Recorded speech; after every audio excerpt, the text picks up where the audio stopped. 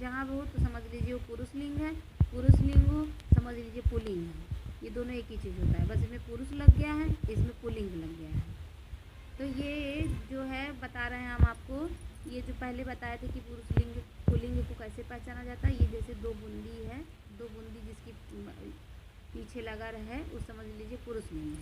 लेकिन इस पुरुष लिंग को, इस दो बूंदी को क्या कहते हैं संस्कृत में? इस दो बूंदी को संस्कृत में कहते हैं विसर्ग। क्या कहते हैं? विसर्ग। इस दो बूंदी को क्या कहते हैं? विसर्ग। ठीक, या समझ ये याद कर लीजिएगा, इस दो बूंदी का नाम है संस्कृत में विसर्ग। जिस पुल्लिंग के पीछे विसर्ग लगा हो वो पुल्लिंग है। जिस भी कोई भी शब्द हो तो उसके पीछे अगर इस तरह दो बूंदी लगा है तो वो क्या है? विसर्ग है, वो पुल्लिंग लिंग है। अब हम आपको बताते हैं आज ये पूरी पुल्लिंग लिंग किसे कहते हैं, कैसे पहचाना जाता है, कौन होता है ये पुल्लिंग लिंग।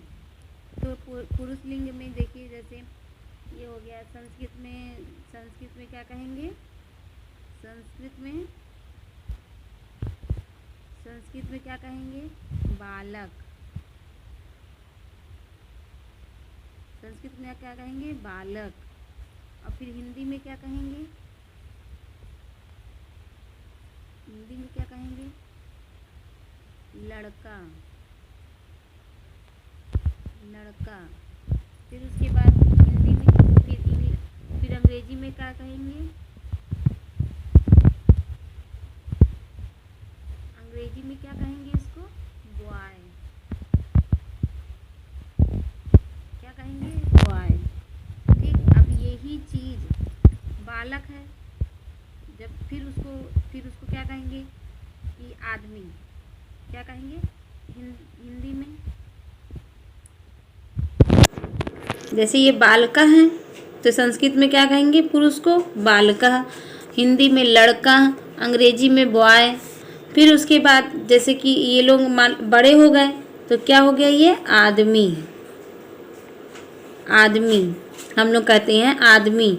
उसी तरह हम संस्कृत में क्या कहेंगे? पुरुष। आदमी को क्या कहेंगे संस्कृत में? पुरुष। पुरुष कहेंगे। तो जैसे हम आपके मामा हो गए, मामा, चाचा, दादा, ये दादा, ये सब क्या है? पापा। ये सब क्या है? पुरुष लिंग है। कौन है? पुरुष लिंग, मतलब पुल्लिंग है। अब ये तो हो गया, अब इतना तो आप समझ गए होंगे कि पुरुष लिंग किसे कहते हैं। अब आगे जो है ये जो पुरुष लिंग, ये नहीं केवल हम पुरुष में ही पहचाना जाता है, जानवरों में भी पहचाना जाता है कि जानवरों में भी पुरुष लिंग किसे कहते हैं। जानवर में भी जब आपको पहचानना पड़े कि अब जानवरों का भी आ गया कि हम पुरुष लिंग इसको कैसे पहचाने, तो जैसे समझ लीजिए कुत्ता क्या है? पुरुष लिंग है। लेकिन कुतिया क्या है? कुतिया क्या है? स्त्रीलिंग है। ठीक, फिर उसके बाद हो गया बैल। बैल क्या है? पुरुष लिंग है। फिर गाय स्त्रीलिंग है, पुल्लिंग है ये। फिर उसके बाद समझ लीजिए कि शेर क्या है? पुल्लिंग है। लेकिन शेरनी क्या है? स्त्रीलिंग है।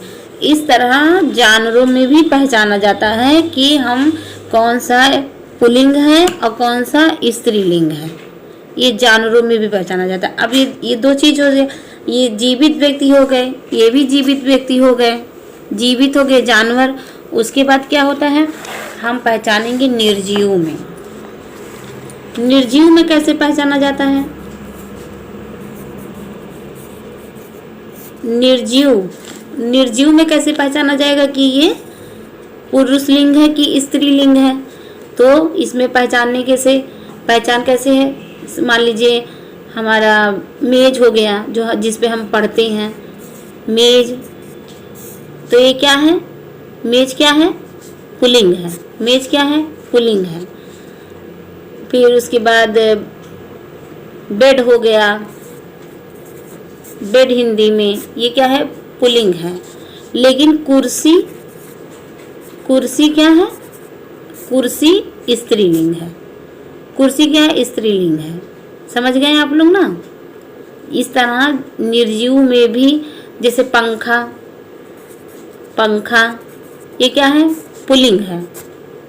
ठीक, पंखा पुल्लिंग है।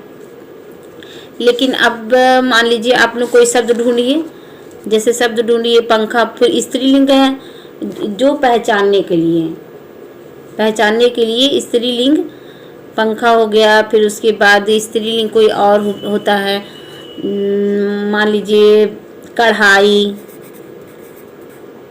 कढ़ाई ये क्या है, स्त्रीलिंग। इस तरह हम निर्जीव में भी स्त्रीलिंग और पुल्लिंग, स्त्रीलिंग और पुल्लिंग को भी पहचानते हैं। ये निर्जीव में भी पहचानते हैं।